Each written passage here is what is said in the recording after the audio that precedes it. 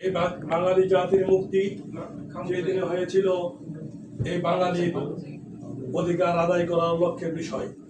সেই জায়গা থেকে বলবো, একতার বলে হও বলিয়ান, আকাশে উড়িবে বিজয়ের শান।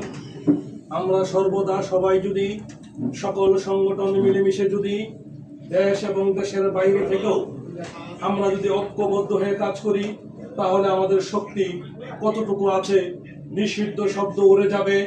স্থায়ী হবে বাংলাদেশ আওয়ামী লীগ। বাংলার মাটিতে মাননীয় প্রধানমন্ত্রী সুসম্মানে আসবে, যেভাবে তারা দিয়েছে সেইভাবে আনার জন্য প্রস্তুত হবে। সংগ্রামী ভাইয়েরা, আপনারা জানেন আজকের এই অনুষ্ঠানটি বাংলাদেশ প্রবাসী আওয়ামী লীগ সংগঠনের পক্ষ থেকে। এই সংগঠনটি আত্মপ্রকাশের মাধ্যমে আমরা অনেকগুলো অনুষ্ঠান করেছি। আজকের এই অনুষ্ঠানটি করার লক্ষ্যে হাজী বুরহানুদ্দিন ভাই, ফ্রেন্ডস অফ বাংলাদেশ জেদ্দা যুগ্ম সাধারণ সম্পাদক, ওনার পরামর্শের মাধ্যমে, ওনার সাহসিকতার মাধ্যমে আজকে আপনাদের সবাইকে আমরা আমন্ত্রণ করতে পেরেছি। সেই জায়গা থেকে একটি কথা বলবো, আমরা যদি এই ঐক্য ধরে রাখতে পারি, তাহলে আমরা অবশ্যই আগামী দিনের পথকে সুন্দর ও গৌরবময় অবস্থায় নিতে পারবো। আজকে আমি আন্তরিকভাবে খুশি হয়েছি। আমাদের প্রধান অতিথি, ওনাকে একবার ফোন দিয়ে যখন বললাম, ভাই আমি তো এইভাবে একটা অনুষ্ঠান করতে চাই, তিনি আর দ্বিতীয়বার না করেননি। কেননা হাজার ব্যস্ততা থাকেন, এটা আমরা জানি।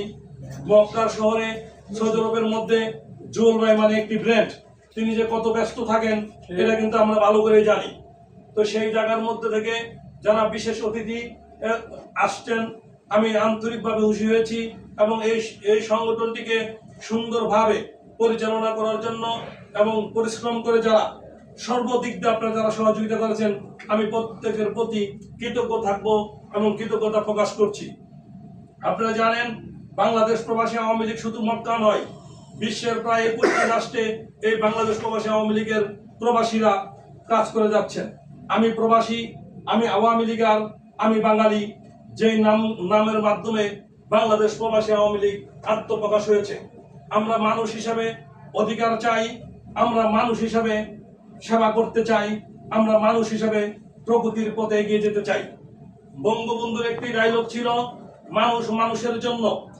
আমরা বাঙালি, আমরা আওয়ামী লীগার, আমরা প্রমাণ করতে পারি এই দেশের সার্বভৌমত্ব এবং এই দেশের মানুষের জন্য, মানুষ মানুষের জন্য। এটাই ছিল বঙ্গবন্ধুর স্লোগান। কেননা 7 মার্চের ভাষণে বঙ্গবন্ধু যখন বলেছিল, আমি প্রধানমন্ত্রিত্ব চাই না, আমি এই দেশের মানুষের অধিকার চাই, তাহলে সেই রেফারেন্সের জায়গা থেকে বলতে